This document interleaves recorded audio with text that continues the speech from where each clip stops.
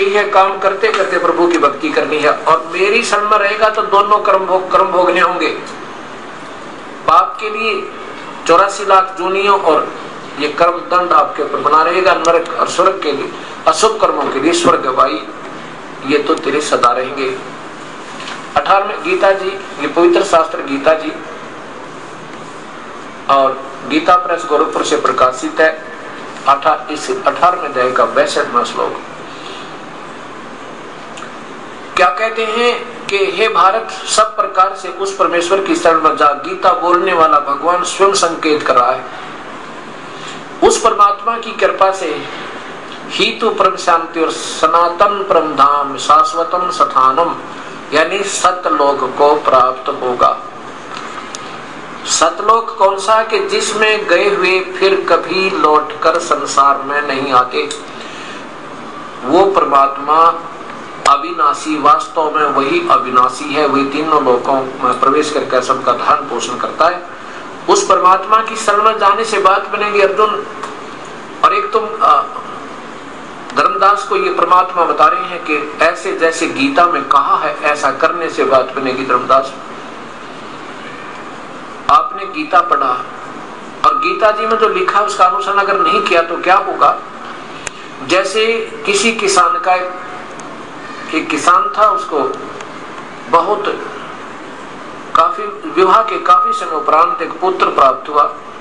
जब उस पुत्र की आयु 12 वर्ष थी तो पिता की आयु 60 से ऊपर थी।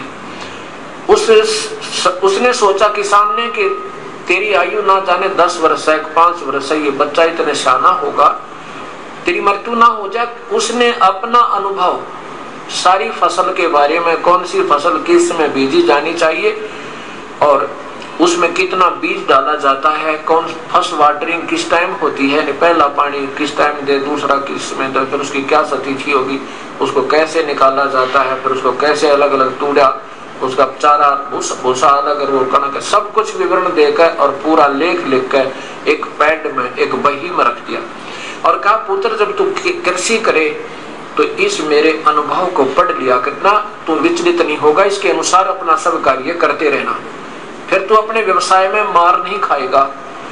अब धर्मदास वो पुत्र की पिता की मृत्यु के उपरांत वो पुत्र अपने पिता के लिखे हुए लेख को दीप धूप लगाकर और अच्छी तरह सोच स्थान पर बैठकर नित्य पाठ करके और बोझ ऐसे बंद करके रख दे और ऐसे नहीं करे जैसे उसमें लिखा है, तो क्या वो फसल प्राप्त करेगा, क्या वो धनी होगा या निर्धन होगा। धर्मदास कहता वो तो कंगाल हो जाएगा। तो बेटा ऐसे ही तुम कंगाल हो रहे हो, जो गीता जी कह रही है ऐसे कर नहीं रहे हो, इसको श्रद्धा से पढ़ रहे हो ना, तो उस संत की तलाश तुम कर रहे हो जो गीता संकेत करती है। गीता बोलने वाला भगवान कहता मेरे ऊपर और भगवान है, और तुम कहते हो श्री कृष्ण सर्वेश्वर सर्वेश्वर सर्वबंडों के मालिक, तुम आप ही बता रहे थे। और विष्णु जी को सर्व ब्रह्मांडों का दाता बता रहे हो, कंस्ट्रक्शन करने वाला बताते हो।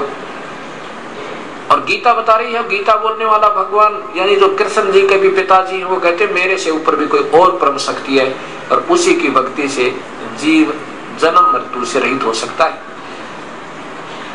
और अपनी भक्ति की साधना केवल एक ओम नाम बताया उन्होंने, और तू 25 मंत्र जाप करे, गीता के विरुद्ध कर रहा नादान। इसको गीता में लिखा कि अनन्य मन यानी व्यभिचारिणी भक्ति है जो 25 मंत्र जाप कर रहा है, ये व्यभिचारिणी भक्ति है। और तीर्थों पे जाना और इन तालाबों में स्नान करना गीता में कहीं लिखा आपके, या कुंभ के मेले में जाना कहीं लिखा गीता जी में, या 68 तीर्थों पे भ्रमणा कहीं लिखा अपने पवित्र गीता जी में। तुम पढ़ रहे हो गीता कर रहे हो इसके विपरीत। इसको शास्त्र विधि को त्याग कर साधना कहते। तुम शास्त्र विधि को त्याग कर पूजा कर रहे हो जिससे तुम्हें ना कोई लाभ हो सकता ना तुम्हारी परम गति जो इस भगवान से मिलनी थी वो भी ना मिले। देखिएगा अध्याय नंबर 16 का और मंत्र नंबर 23 देखना दान। अब धर्मदास सोच रहा है कि ये मुसलमान और हमारे शास्त्र को ज्यों का जो वर्णन कर रहा है, क्योंकि गीता जी रोज पढ़ते थे, धर्मदास जी पता था कि 16वें अध्याय के 23 और 24 मंत्र में क्या लिखा है।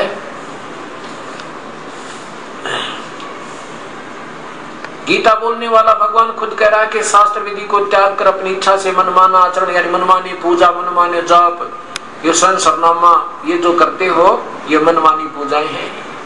मनमाना आचरण करता है वो न सिद्धि को प्राप्त होता, न परम गति को और न सुख को ही।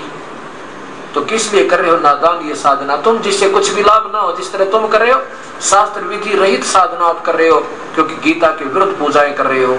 आगे देखिए, इसलिए अर्जुन 24 नंबर में इससे तेरे लिए कर्तव्य और अकर्तव्य की व्यवस्था में, यानी जो भक्ति मार्ग के करने योग्य कर्म है और न करने योग्य है शास्त्र बताओगे, क्योंकि गीता जी तो बोला जा रहा है और वेदों की तरफ संकेत है और गीता जी वेदों का ही सार है। तेरे लिए शास्त्र ही प्रमाण है, ऐसे जानकर तू शास्त्र विधि को त्याग कर निहित कर्म करने योग्य है। अब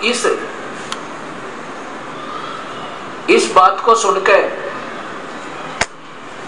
अब असमंजस में गिर गया कि ये मुसलमान होकर ये जिंदा कम चक्कर आदमी टकरा गया। तो मुझे आज सुबह सुबह इसने मेरा दिमाग खराब कर दिया, जबकि सारी बातें सत्य हैं और इस असत्य ज्ञान ने हमने इतना बाध्य कर दिया, इस सत्य को अस्वीकार कर जाते हैं। और उस असत्य जो बेसलेस ज्ञान, कोई आधार नहीं जिसका, जिसको लोक वेद कहते, उसको हमने इतना दृढ़ता से स्वीकार कर लिया।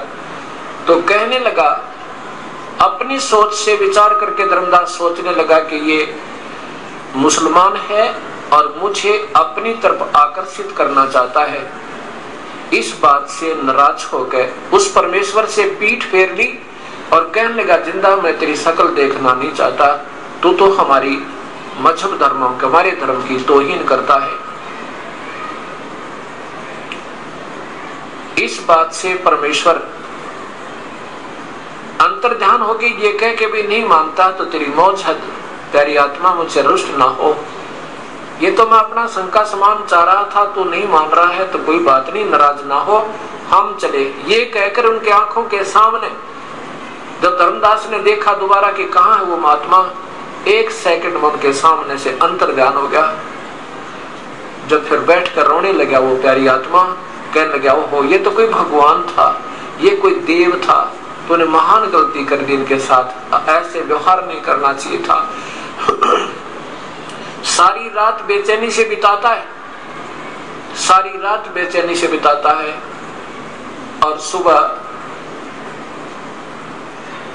वो बात याद रहती है कि बात तो सारी ही सत्य थी और मैंने अपने अधूरे ज्ञान के आधार पर अपनी नादानी से उसको रिजेक्ट कर दिया, मेरी महा भूल थी। और यूं कहे भगवान अब के जावे